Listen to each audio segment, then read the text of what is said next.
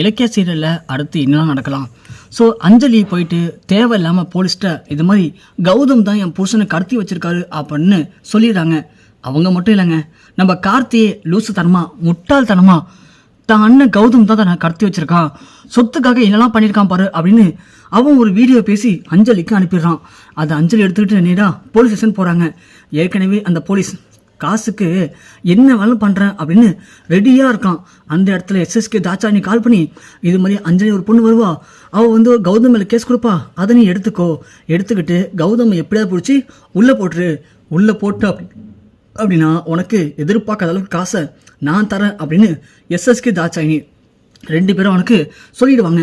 அவனும் காசு எப்படா கிடைக்கும் அப்படின்னு அலைஞ்சிட்டு இருக்கான். அவனுக்கு இது சரியான ஒரு வாய்ப்பு அமையுது.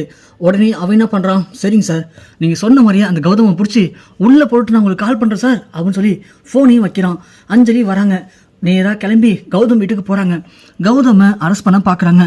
அதுக்கு கௌதம் இலக்கியா 2 பேரும் முதல்ல விடவே மாட்டுறாங்க.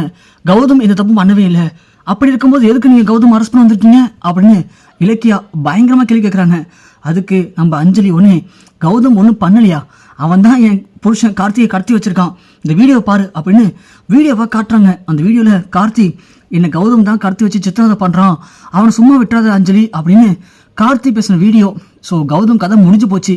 அந்த ஒரு வீடியோவால் கௌதம் எதுவுமே பேச முடியல. ஜானுவே அப்படி அதிர்ச்சியாக நிற்கிறாங்க. இலக்கியா ஒன்று இல்லை, இது எல்லாமே போய் இதெல்லாம் வேணும்னு பண்ணுறாங்க, எல்லாமே சொத்துக்காக தான் அந்த அஞ்சலி வேணும்னு இப்படி கார்த்திகை வச்சு பிளான் பண்ணுறா, இதை நாங்கள் நம்ப மாட்டோம், நாங்கள் எதுவும் பண்ணவே இல்லை அப்படின்னு இலக்கியா கூப்பாட போட்டு கத்துவாங்க. ஆனால் போலீஸுக்கு தேவை ஆதாரம் தானே, அது மட்டும் இல்லை அவன் தான் எஸ்எஸ்கே ஆளாச்சே. அவன் உடனே இதெல்லாம் நீங்கள் எது பேசியிருந்தாலும் நேராக கோர்ட்டில் வந்து பேசிக்கோங்க அப்படின்னு சொல்லி கௌதமை தரத்தன்னு சட்டையை பிடிச்சி இழுத்துட்டு போய் ஜீப்பில் ஏற்றுறான்.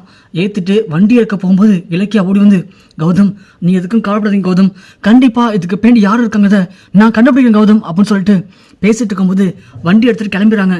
இலக்கியா உடனே, அஞ்சலி உனக்கு கொஞ்சம் கூட புத்தி இல்லையா, மண்டியில் உனக்கு எதுவுமே இல்லையா, கௌதம் எதுக்கு தேவையில்லாமல் போயிட்டு கார்த்திகிட்ட பிரச்சனை பண்ண போறாரு, லூசாரி நீனு அப்படின்னு இலக்கியா ரொம்ப உரிமையாக பேசுகிறாங்க.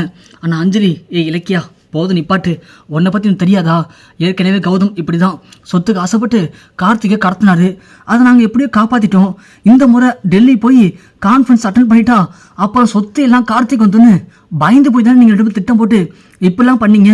இங்கே பாரு, நீ வேணா இவங்களை ஏமாற்றலாம், ஆனால் என்னை ஏமாற்ற முடியாது, நான் உங்களை சும்மா விட மாட்டேன், என் புருஷனை மீட்டெடுக்கிற வரைக்கும் நீ இனிமேல் தூங்கவே முடியாது, அந்த கௌதம் நான் என்ன பண்ண போறேன்னு பாரு அப்படின்னு அஞ்சலி கிளம்பிடுறாங்க.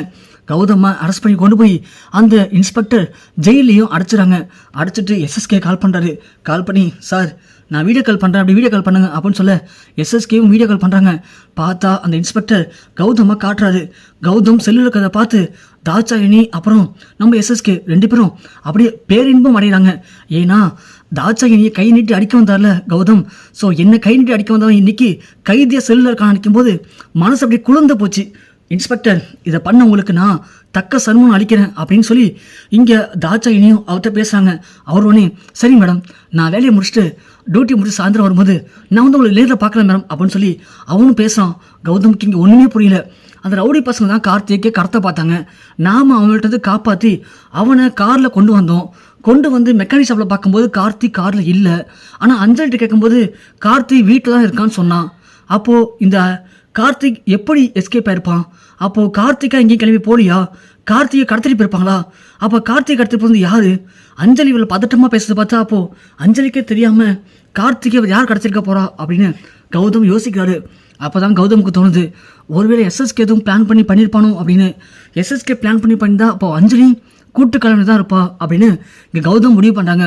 ஏன்னா கௌதமுக்கு இருக்கிற ஒரே எதிரி இப்போதைக்கு எஸ்எஸ்கே மட்டும்தான், அப்போது எஸ்எஸ்கே தான் பண்ணியிருப்பான் அப்படின்னு இங்கே கௌதம் முடிவு பண்ணுறாரு.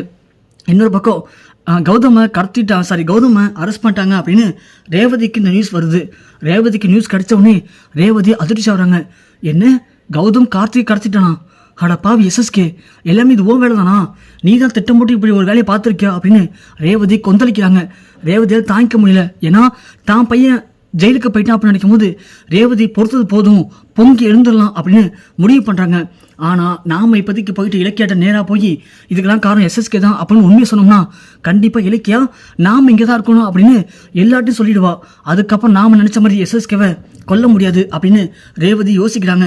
ரேவதி யோசிச்சு இதை வேற மாதிரி தான் டீல் பண்ணணும், நாம தான் தெரியாமல் விஷயத்தை மட்டும் இலக்கியாட்ட எப்படியாவது கன்வே பண்ணிட்டோம்னா மீதி இலக்கியா பார்த்துப்பா அப்படின்னு ரேவதி யாரும் தெரியாத ஆள் மாதிரி இலக்கியாட்ட ஒரு பிட்டை போடுவாங்க. இது மாதிரி இருக்கலாம் காரணம் எஸ்எஸ்கே தான், நீ எப்படியாவது எஸ்எஸ்கே ஃபாலோ பண்ணி கார்த்திகை கண்டுபிடிச்சிரு அப்படின்னு ரேவதி சொல்லுவாங்க. அது மூலயமா இலக்கியா எப்படியும் கார்த்திகை கண்டுபிடிச்சி கௌதமை வெளியே கொண்டு வரதான் போகிறாங்க. இதுதான் நடக்க போகுது. ஆனால் இதில் என்ன மாதிரியான திருப்பங்கள், என்ன மாதிரியான எதிர்பார்ப்புகள் நடக்க போகுது அப்படிங்கிறத அடுத்த எபிசோட பார்க்கலாம்.